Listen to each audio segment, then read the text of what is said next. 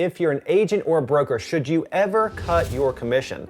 Brad, will you cut your commission? This is a question I'm asked every now and then.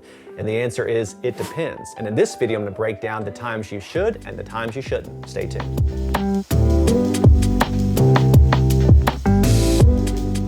This is far from a new question. It's a question that's been around forever, and increasingly it's being asked even more so. The reality is, if you're good, if you're skilled, if you're resourceful, and if you do your job, you will earn your commission. But the also reality is there's a lot of really bad agents out there these days that are not taking the time to know the market, know the stats, know the neighborhood, know the recent comps. And because of that, the general public tends to believe that we are overpaid. What I was taught when I first got in the industry was that the answer is always no. Brad, will you cut your commission? No. Brad, will you do this? No. Here's the reality. You have to figure out ways to stay in the game. Buyers and sellers have options in 2023. There are over 18,000 licensed agents in Middle Tennessee. So if you say no, there's a good chance someone else may say yes. So think about the fact that you do not want to sell yourself short, but you have to do deals to stay in the game. For instance, I recently had a deal where we initially were starting off. Asking price was $1.1 million. My buyer made an offer $75,000 beneath the asking price. After a series of back and forth counters, we got it to where there was a $10,000 difference. But then guess what?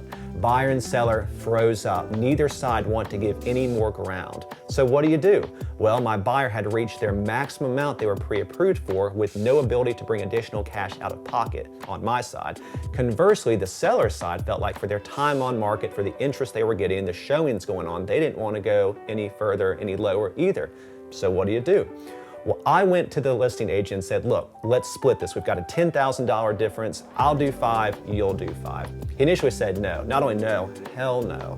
But I said, why don't you think on it? Give it a day, think on it, and we'll come back to it. So a day later, he called me and said, Brad, let's do the deal. If you're an agent watching this, ask yourself, what would you have done there? If you'd put up your wall and said no, you probably would have never gotten that under contract. And if the other agent had done that as well, I would have probably not been able to eat all 10 of that. Honestly, it's hard to know what to do, but I'm a big believer at my core of when you get down to the goal line, when you get down to that 1 yard line, you've got to do the things to put yourself in position to go under contract and close the deal. Remember what I said earlier, you can't pay bills with deals you don't close.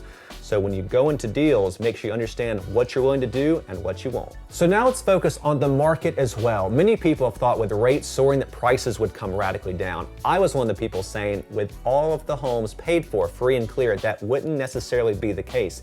And so far it's proven to be the case. So what do you have? You have buyers who are sometimes resistant to go up because rates have gone up, and sellers resistant to cut the price because they don't need to sell. So because of that, you've got to be more flexible than ever to get the deal across the finish line. Now the flip side of things. The general public knows we tend to get 2.5%, 3% in terms of our commission, but they don't know all the expenses from there. First, you've got the split with your office. It could be 60-40, 70-30, 80-20. 80-20 is about right in 2023.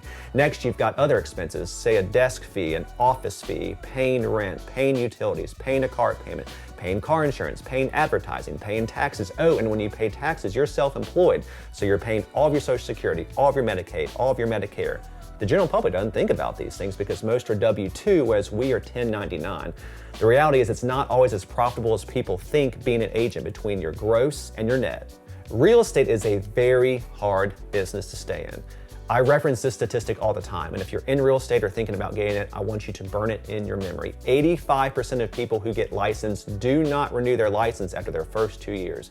So what do you got to do to be in that 15% that does renew? You've got to go the extra mile. You've got to be willing to cut your commission when you have to get over the finish line. And I promise you, you'll do more deals, you'll have more satisfied clients, and you'll stay in this wonderful game we call real estate. All the best. Cheers.